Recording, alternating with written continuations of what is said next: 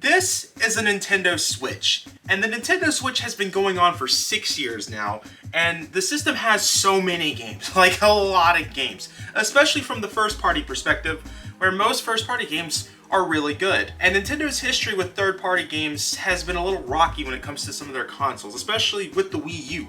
The Wii U had no third-party games, and with the Switch being as popular it does get a lot of third-party games, but some of those third-party games are absolutely horrible due to the type of system the Nintendo Switch is in its hardware, because it is weaker than the PlayStation 4 and Xbox One, and we're here at the PlayStation 5 and Series X. So I wanted to do yet another video talking about my favorite third-party games, because there are so many third-party games on the Switch, which is great because the Wii U had none of these games. And to be able to talk to you about what I think is a good Switch port, some of the best out there, I'm very happy to see how successful this series has been, and seeing how all of you guys have wanted me to talk about third-party games for the Switch, because I love talking about third-party games. Because of how difficult it is to get third-party games on Switch, I think it's a great topic, great video, and there is so many games that we still have not talked about in this series. And we're getting a chance to talk about yet another 10 games to talk about in this series, which is crazy. That means we've technically done a review on 60 third-party games, basically. We've reviewed 60 third-party games. That's crazy. But let's go ahead and get into the number 10 on our Nintendo Switch third-party games video. Coming in number 10 is a game that I honestly never thought would have ever came to the Switch, because I thought it was exclusive in all honesty, and that is Bugsnax. I think this was exclusive to, what's that console called? Is Midstation? Oh yeah, that's what Midstation 5. About 2 years later, it started coming to the Nintendo Switch, which is also a complete shock because, with the type of hardware the Switch is, I would have been like, oh wow, that's gonna be a difficult Switch port. But this game comes in, surprisingly looks amazing and runs amazing. I was very, very surprised because I thought for sure there would have been frame rate drops, there would have been some pop-in issues, loading issues. The only actual problem I would say that I've ran into when it comes to Bugsnax, the loading screens are very long on this game. I think it's noticeably way longer than some of the other games out there for Nintendo Switch, and especially if you're a big fan of this game and you're coming from the PS5 over to this game, you're not gonna like that loading screen because the PS5's, the hard drive on that thing is so fast, the SSD drive, that thing is super fast. This is not fast at all. However, Bugsnax is a really good game without it needing all those cool fancy features. It has a very unique gameplay style, I've not played out there. I know there's probably other games out there that are very similar to Bugsnax, but I very much enjoyed what I was playing of Bugsnax, and this is a game that I could highly recommend because it's just such a unique game. If you're out there tired of some of those games out there that's just following the same design over and over and want something new and original, I think Bugsnax is there. It has gameplay mechanics it uses a bunch of gameplay mechanics that you would not imagine would all come together nicely. You have like capturing the right type of bugs to feed to the right type of creatures that you're around. This is very fun, very interesting story. I'm also a big fan of the voice acting in this. I think it's very cool that a game like this, the type of studio this studio is, had the funding for. I'm pretty sure this company is considered an indie game studio, so to have voice acting, because not all indie games get the opportunity to have voice acting. So this was a very good Switch port, and that's why it's going to be number 10 on my list. Coming in number 9 is YuGiOh! Okay, sorry, I had to do it once because I've been watching a lot of YuGiOh recently, and I love seeing that part where Yugi turns into Yami. Okay. Anyways, YuGiOh Legacy of the Duelist came to the Switch, and by the way, I think it's crazy that the Switch version is the only one to have a physical release, because it's been out on PlayStation and Xbox, PC, all of that for years, and then the Switch version came out late, and yeah, I think that's kind of weird, but YuGiOh Legacy of the Duelist, one of the reasons why I love this game in particular so much is it has all the animes into one game, and you can relive the story of those animes into this game. So for example, you can relive Duelist Kingdom, play against the characters that Yugi fought against in Duelist Kingdom. Or if you're, for me, example, I'm a big Joey Wheeler fan, you can play as Joey Wheeler's opponents that he fought during Duelist Kingdom. You battle with the same deck that he uses in Duelist Kingdom. You have the option to make your own deck if you want to use during the story mode, but I'm using the character decks to make me feel like I'm actually that character. It's really cool. The only problem is, I wish there was voice acting. Other than that, it's really cool. It's like key perfect seeing the dialogue that they're choosing for this story mode in comparison to the anime. It's like almost exact, and I'm able to realize this because I've been watching the anime a lot recently. So really cool to see this on the Switch. It's a unique game. You can go through all the animes, I believe. I haven't seen newer YuGiOh, so I don't know what's going on there, but you can find this for less than 20 bucks. It's a very fun game if you're into card games and especially watched YuGiOh as a kid. This is the game for you because I'm not a fan of today's YuGiOh. I'm really not. That has online. I'm not going to touch the online because today's YuGiOh is horrible. But to be able to play as the old school characters like Yugi, Joey, relive that in a story mode, so cool. So cool to see. Number 8 is My Friend Pedro. This is a really cool game. Like very, very cool 2D shooter game, I guess is what you would call this. I've never played a game like this. I don't know what genre you would want to call this game, but to me, it's like if John Wick was a 2D game that you had the option to slow motion if you want to go slow motion. You can literally go into a room, dodge bullets, and then activate slow motion mode and then start going crazy on people in the game. Absolutely crazy. Killer soundtrack, interesting dialogue, very fun game, and from Devolver Digital, I'm just now starting to play more of their games. Everyone told me that My Friend Pedro was going to be one that I love because of my love for the John Wick movies, and this is cool and probably the closest thing that we're going to get to a good John Wick game, especially a 2D John Wick game. I mean, I don't know if I really want a 2D John Wick game. I think a 3D John Wick game, oh my god. I don't know why we don't have that yet. I know there's that John Wick Hex game, but I've never played it yet. This is very cool. It is a indie game, support the indie developers, and physically, there's a physical copy. That's my one rule with this series, is we are not going to talk about the game if there is no physical copy. That's just my personal rule of this series. I know that's going to be a weird take, but it's so cool to finally have this game. This is a recent thing that I got a few months ago. Just started playing it, and again, very fun game, unique game. At least for me, it was unique. Coming in number 7 is No More Heroes 2. Now, No More Heroes 1 is an amazing No More Heroes game. It was actually, I think, in the second part of this video series that we did. No More Heroes 2 came along. I just beat that last year, and I loved the levels of it. There was some things in there that I wish would have had that No More Heroes had, but there was a development cycle where, you know, you could say that No More Heroes 2 did improve on certain things that No More Heroes 1 struggled. I think personally No More Heroes 2's level design is way better than what we saw in 1, but I think it was a unique, different change to be able to play some of the characters that you were playing as with its different styles of gameplay with certain characters.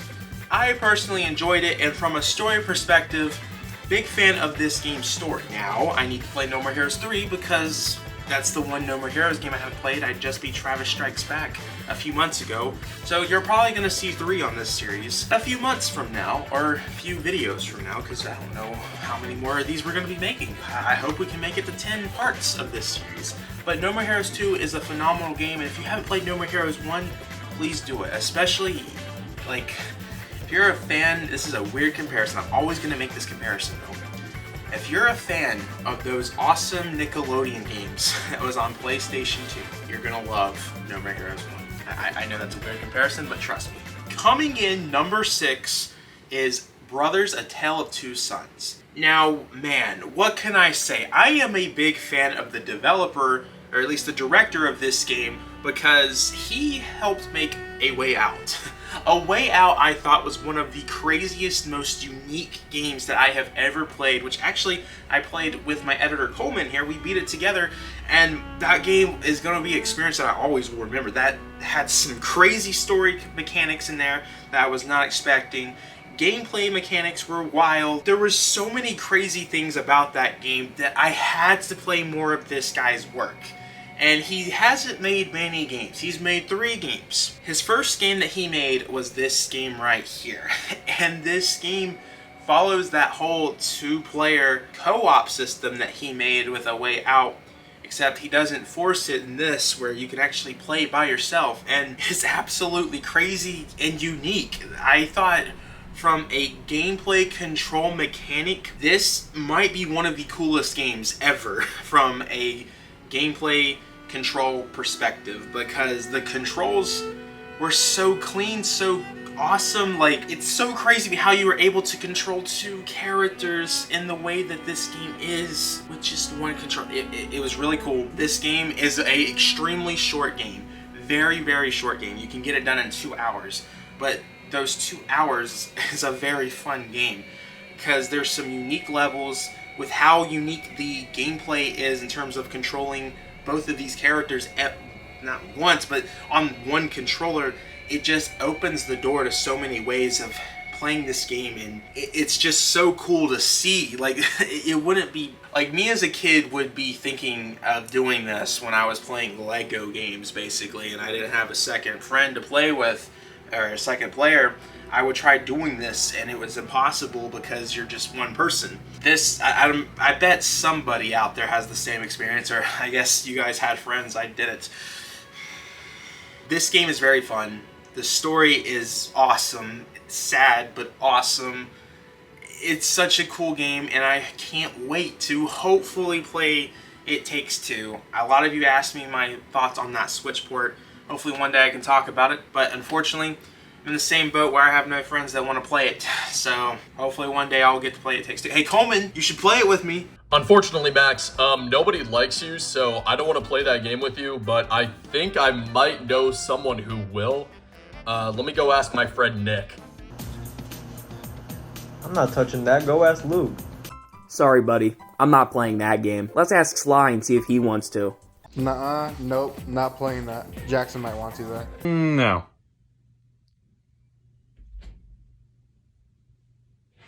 Coming in number 5 is one that you guys have been telling me to play, which I've had. I'm a very busy guy.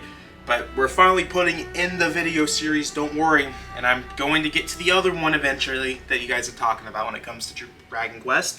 Coming in number 5, Dragon Quest Builders 2. This is a crazy, crazy, crazy addicting game. I know this because I had to stop playing it. My friend, editor, Coleman, we were supposed to play it together. And I'm just a very busy guy. I barely have enough time to film videos, get them sent to Coleman, and then play video games on my own time. However, with the many hours that I put into this, very fun, very cool. I would honestly say this is going to be a crazy hot take with what I played. I think I was having more fun with this than I was with Minecraft. When it comes to a building perspective, building worlds, I think this is better. I'm sure from a multiplayer experience, Minecraft is always going to be better, but from a single player perspective, I had more fun with Dragon Quest Builders 2 than I did with Minecraft, and for that reason alone, you should own this for your Switch. You can put hundreds and hundreds and hundreds of hours into this game. So that in itself is worth owning in your collection, because you need a Switch game that you can put that many hours in. And if you're looking for a game like that and just haven't found it yet, and didn't want your traditional Minecraft, or, you know, wanted a building game but didn't want the traditional Minecraft experience, this is the one to go to. Unfortunately, I think it's always like a $50 to $60 game, so it is going to be a big price point to swallow, but it is well worth it. I would also say only play it if you have time.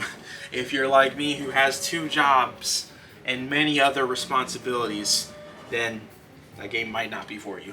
Coming in number 4 is Theatrhythm Final Bar Line. Now, this is another game that, in all honesty, I used to play a lot on the 3DS. They had a 3DS version. I don't think it was called Theatrhythm. It was Final Fantasy. It was like the same gameplay design with Final Fantasy characters. That was actually my first game into the Final Fantasy experience. Used to be really, really good at those type of games. Then I played this. I was like, ooh, I guess I'm not as good as I thought I was, or maybe, you know, a 3DS screen is different than a Switch controller. But nonetheless, this game's music is really cool. The gameplay is amazing. Seeing these characters in HD looks very beautiful. Obviously, the type of graphics it is, it's not like groundbreaking graphics, but seeing this in HD with the Switch graphics rather than seeing this on the 3DS screen was pretty cool. Because I might be wrong, but I think these were basically 3DS exclusives, this whole series. It might have came to mobile, but I don't think it ever hit a platform where you could HD it. And seeing that with this was pretty cool. It is a new Switch release, so it's going to be hard to find it. I don't know if it's really worth $50 with the amount of content it is. It has every Final Fantasy game out there pretty much, where you can relive some of the most iconic moments in the story and play the music. But I am not, so I haven't played all the Final Fantasy games. I played 7 Remake and played a little bit of the original 7. So for me, $50 isn't worth it, but for a lot of other people, this might be worth $50. I think if you wait a little bit, you can find this for 30 bucks. I think $30 is perfect, and you can play online, which is what I've been doing with our TikTok manager and editor, Coleman. I think the last, 4 games that I've talked about, I've brought up Coleman, so hopefully the next game I don't bring up Coleman. Coming in number 3 is one that I am very, very, very, very excited to talk about, because one is my favorite horror game of all time, and secondly, I've not been able to talk about this game into this third-party games list because I don't have the physical copy. The physical copy is like $500, but I finally got it, and that is Outlast. Outlast is one of the greatest horror games of all time. I will never forget the moments that I have with Outlast. I have replayed Outlast 4 or 5 times, and every time that I play it with friends, and I always have the greatest ever reactions of playing Outlast with my friends. Outlast is such a good game from a horror perspective. It's on every platform, but for the Switch, it runs amazing, looks amazing, and with the Halloween season showing up, you need to get a horror game. You need to play a horror game on Halloween. And the best game to play for Halloween is Outlast on your Nintendo Switch. I cannot recommend this game enough, other than the fact that if the horror game is so good that I wanted to play it every birthday party with friends, then it's clearly a good game. So definitely look into Outlast. I have so many amazing memories with this game, and Outlast 2 is great too, but I prefer Outlast 1. If you only want one game, get Outlast 1. And with it being Halloween soon, it's going to go on sale for like $2 digitally, so there's that. Coming in number 2 is probably, right now, one of my favorite Switch games of all time that I'm playing that I'm hoping to beat in a few weeks. I might actually do a full dedicated video on this game because no one's talking about it and people need to play this. That game is Moon. Moon is a game that has been highly, highly, highly recommended to me by my editor, Coleman. And I'm so glad that I finally listened to Coleman with this because I'm still playing it, but this is such a unique concept of the game. Now, I'm going to tell you from my perspective of what I think is happening with the story of this, at least right now from what I'm seeing, just to give you an idea of why I think this is such a unique game. You are seeing 2 games happen at once. You're seeing the hero of this game. You're seeing, so you're not playing as the hero. You're playing as somebody that's dead, but you're seeing what this hero is doing throughout the whole game, and then you, the ghost, are saving the people that the quote-unquote hero is killing. And it makes unique gameplay design and unique dialogue options with this game. It's just such a cool game, and hopefully with that little intro that I gave you, it's enough of a little bit to tell you how cool this game is, and enough to get you to want to play the game. I feel like, to me, it's like you're playing as an NPC while living the moments that the quote-unquote main character is doing, when that character isn't the main character. This NPC, at least I feel like I'm an NPC, is the main character. It's crazy, it's unique. I think, I might be wrong about this, Coleman can correct me. I think he was telling me this was on the PlayStation 1, and they brought it to America for the first time. He might correct me, I might have it all wrong, but there's so many cool things that you can do with this game. One of the things is have your own soundtrack, basically. You choose what gets played. You buy, like with their game's currency, don't worry, it's no microtransactions. There's many things here with this game, and we're probably doing a dedicated video on this, so be on the lookout. So coming in number 1, if I was to make a definitive top 10 list before the Switch ended, which I might do, I don't know. So we've talked about so many Switch games in the 60 games that we've talked about so far. I think people would probably want to know what's the best running, best looking Switch game, like just best port. The one that we're about to talk about is probably one of the best Switch ports I've ever played, because it's also another impressive achievement that's been done on the Switch. This game might have actually been a PlayStation 5 exclusive. I know the company that made this game developed a PlayStation exclusive. But that game is the Pathless. When this got announced for the Switch, I was like, there is no way this is gonna look good and run good.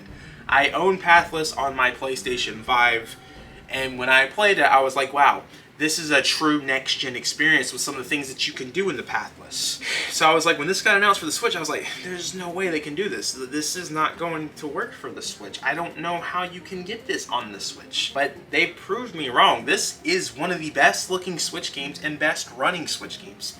I had, like, no frame rate problems at all with this game. The game graphically looked really good still, and which was very shocking because if you guys know about the Switch, when a game has a good frame rate, it typically sacrifices the graphics to have that good frame rate. This didn't do that. It did everything well, with the only issue I would say, pop-in issue. That is the only issue. Not to mention the game's story and gameplay mechanics are so fun, so unique, that it is worth the money and time. Also, if you're a fan of The Journey, which was a PlayStation exclusive, the team that made that made this. This is like their third game that they made, so if you played that game, you're going to see the similarities of this game. Or Abzu, that's another popular game they made that they also did here. So the Pathless is a very fun game and is #1 on this list, and probably a top 10 definitive third-party game.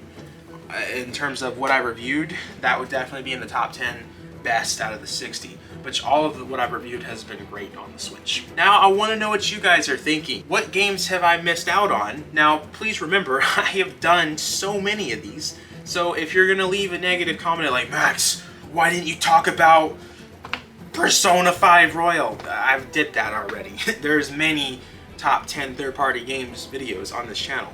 There's some of my earliest videos that I've done on this channel. So if you go back to part 1, Coleman might show a picture of myself of part 1, looking the way that I look, and look at me now. I mean, wow, I'm like a totally different person. I've lost so much weight. Hair's different. Our quality of the videos are different. You know, there's so much difference there. But if you really want to see all the games that I reviewed, check out our playlist. We have a whole dedicated playlist of this out there on my homepage. I would love to see those videos watched because they're some of my favorite videos that I've made on this channel, and I'm so happy to see that people love this series so much. So part number 7 is probably coming out this year because we got so many amazing Switch party games that we've not talked about yet. And there's many more third-party games coming out in the Christmas season. Like, we have a lot coming out this year. So, yeah. I will probably see you guys again with another top 10 video. Let me know what you guys think should have been on this list. And if you've played certain games, what you thought of what I said, if you actually like the Switch port or not. Let me know all that in the comments down below. Make sure to check out our Twitch, or actually, update. We're about to start streaming on YouTube full-time, so don't probably check out the Twitch. It's still there. Follow it if you want, because we might go back to Twitch. You never know. Check out our Discord, Twitter, all that stuff that's in the description below. Become a YouTube member, please. $5 a month. It's well worth it. And, yeah, I will see you guys in the next video. Have an amazing, wonderful day, and, yeah, peace.